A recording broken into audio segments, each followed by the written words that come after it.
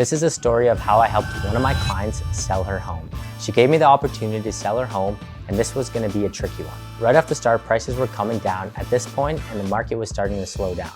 Also, selling a home as is very tough, especially with the given market. So I knew I was up for the challenge. Here comes listing day.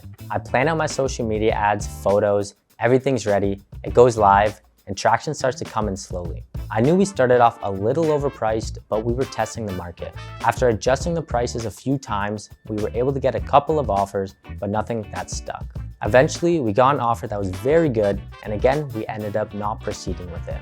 While I was getting ready to prepare a counter offer for this offer, I got an email in the midst of preparing this offer.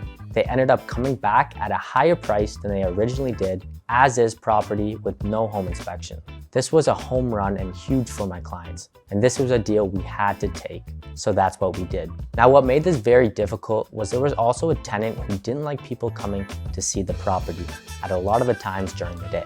So that was a big workaround I had to overcome and adjust accordingly. All went well, ended up selling the home, tenant found another property as well, and it closed. Now, a couple of days before closing, the lawyers had reached out saying there was a title issue. This was a little panic for my sellers and I because the buyer could back out as the survey was not up to date. They found a new survey that was not in online records, it was in person on a piece of paper, definitely old. This survey affected the property line as it was a little bit on an angle instead of the previous one, which was straight.